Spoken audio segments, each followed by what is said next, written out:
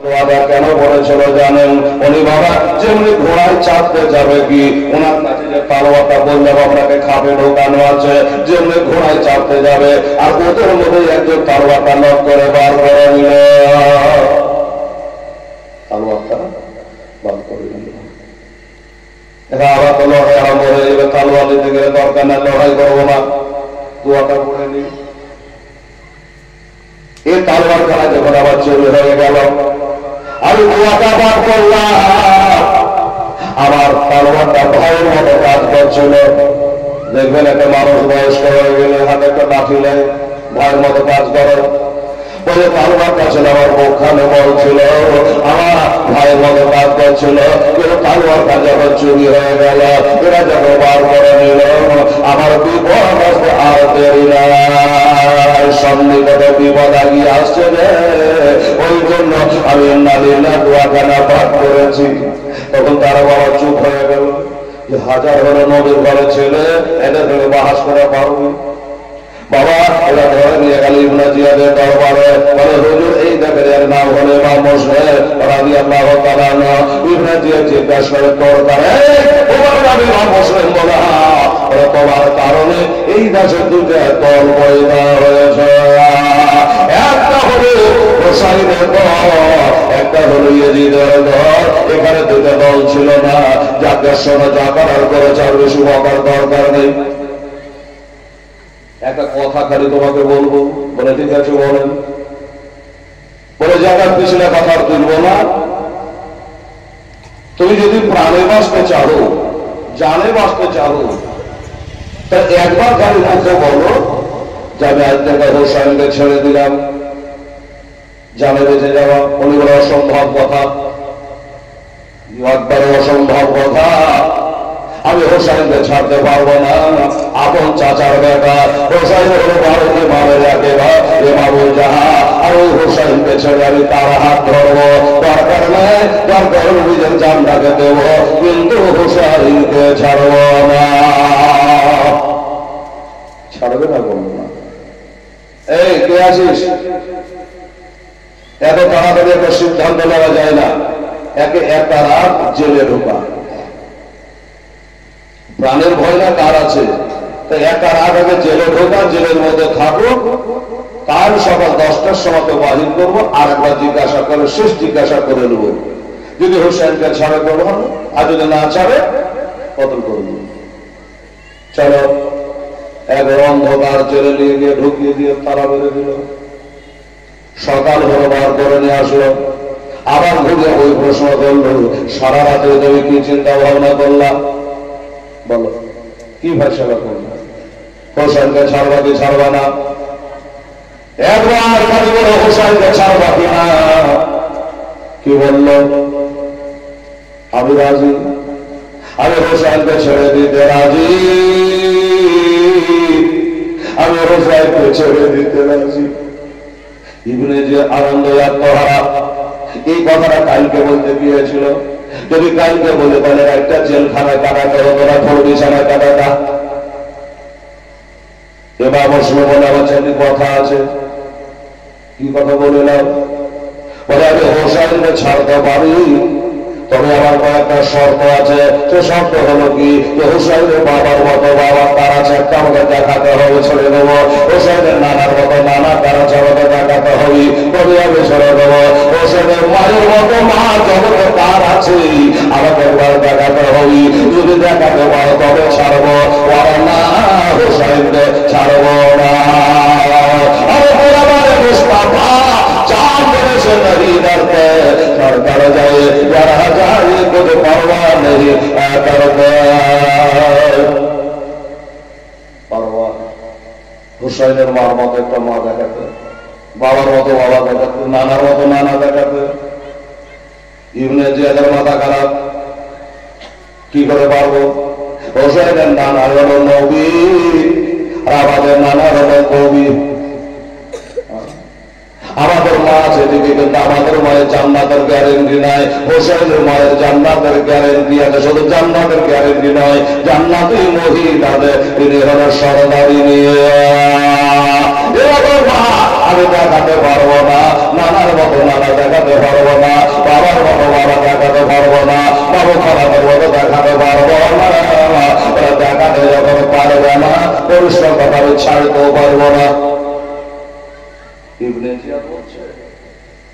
যে আমিও তো ভাবছি নবী ঘরের সন্তান এত শর্টকাটে এত সহজে রাজি হয়ে গেল, কিন্তু পিছনে মেও লাগিয়ে রেখেছে কে জানে। ছাড়বে না, বললো না। ঠিক আছে, রেডি হয়ে যাও, জান্নাতকে ডাকলেকে নিয়ে যাও। পাড়ার শেষে নিয়ে গিয়া ঘরের ছাদের উপর তুলি, একবারে দোকানা ছাদের উপর উঠাইবা, উড়িয়ে তার শির ছাদ করে দিবা, তার মুন্ড কেটে দিবা। করার পাশ হয়ে গেল, হাকিমের হুকুম হয়ে গেল। এবার নিয়ে যাবে, কাঁদছে বলে তো দাঁড়াবেন, আমি পালিয়ে যাব না, আমি পালিয়ে যাব না, আমাকে শহীদ দ্বারা করবি কর। ইবনে জিয়াদ বলেন, আমার তিনটা কথা আছে ভাই, শহীদ তো করে দিবি, আমার তিনটা কথা আছে, একটু শুনবি না? বলে কি কথা? বলে এক নম্বর কথা হলো, এখানে আসার পরে আমি একটা নিজের হাতে চিঠি লিখে আমার ভাই হোসেনকে আসার জন্য আহ্বান করেছি, মেলা রাস্তা বলে চলে আসলো, মেলা রাস্তা চলে আসবো, তোমরা একটু মানা করে দিও, এই ডাক্তার কাছে যেন উনি আর না আসে। একটা হয়ে গেল। দ্বিতীয় নাম্বার কথা হলো, এই দেশে আসার পরে আমার 700 টাকা দেনা হয়ে গেছে, আমার ধারণা আমার ভাই হোসেনের ব্যাপারে দেনাটা শোধ করে দেবো, আর যখন তোমরা শহীদ করে দিবা আর তোর ভাইয়ের সাথে দেখা হবে না, ওই দেনাটা তোমরা শোধ করে দিও, ওই দেনাটা যেন কিয়ামতের দিন আমার কাছে না যায়। দুটা হয়ে গেল। তিন নম্বর কথা হলো এটা, আমাকে যখন শহীদ তোমরা করবা, শহীদ করার পরে আমাকে তোমরা জানাজা করে তোমরা আমাকে মাটির তলে দাফন করে দিও।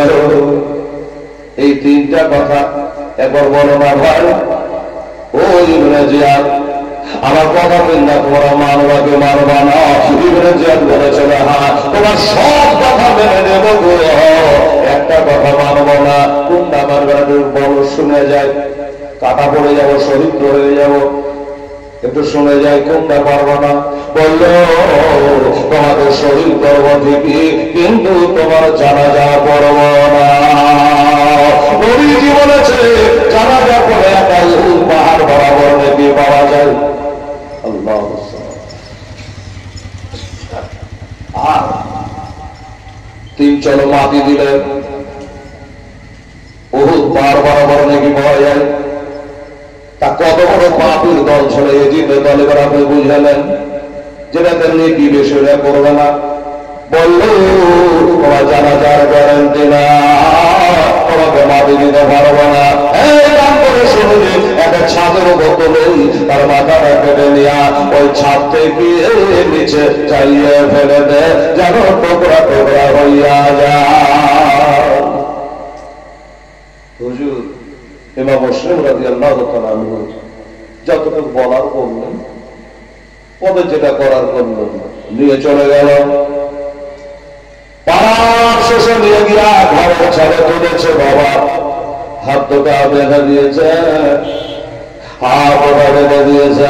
একটা তালোয়ার মারলে একটা তালোয়ারের মাথাটা কেটে ছাদের উপর দুম করে পড়ে যাবে বাবা।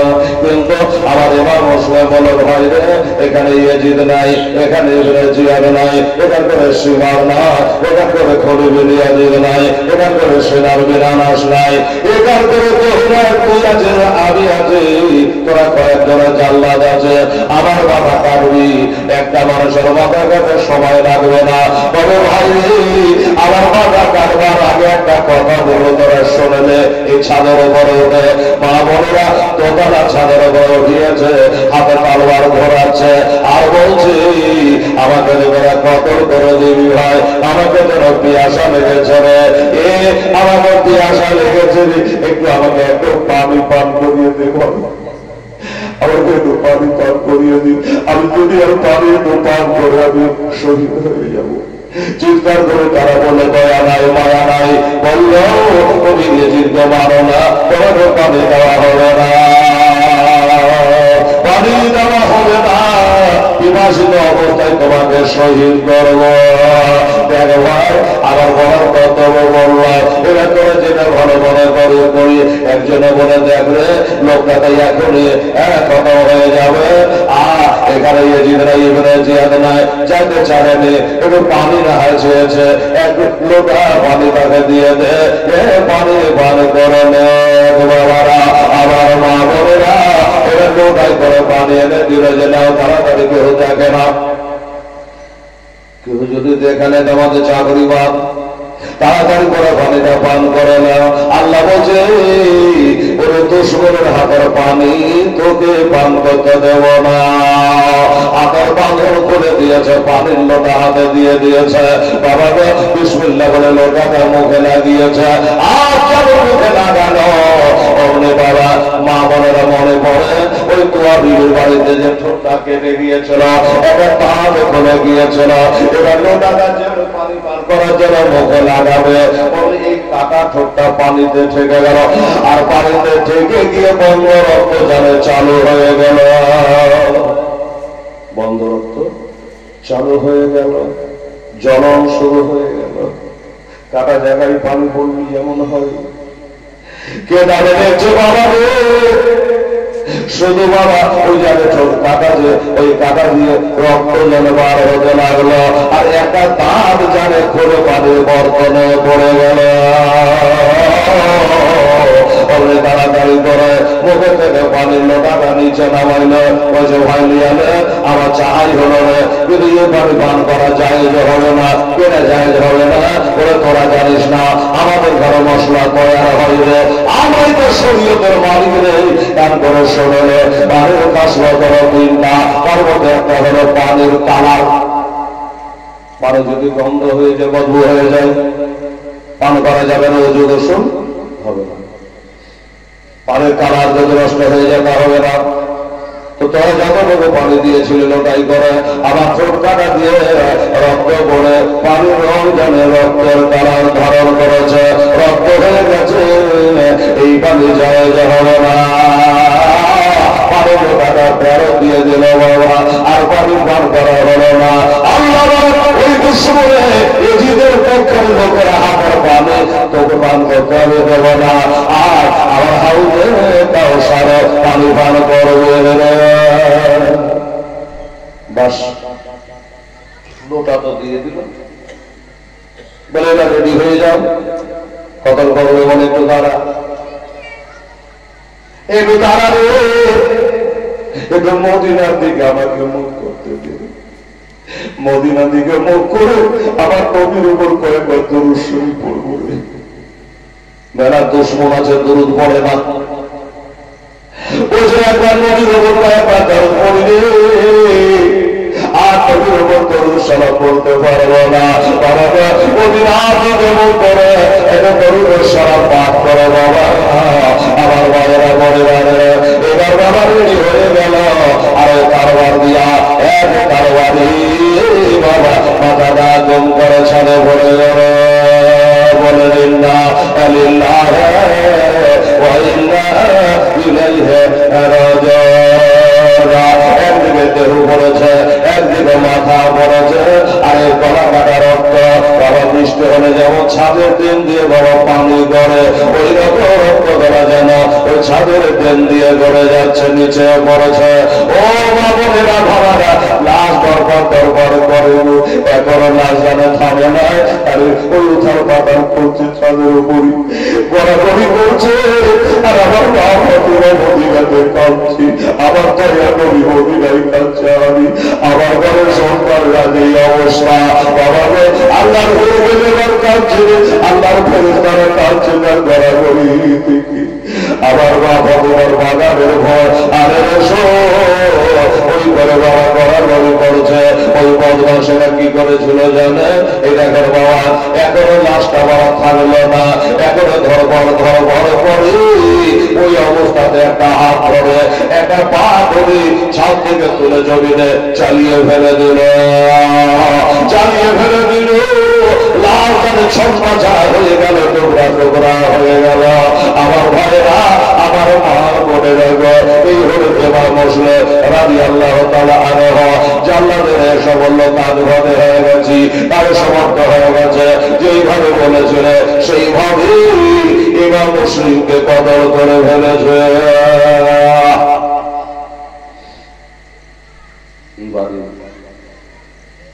এরা তো খুব খুশি হলো।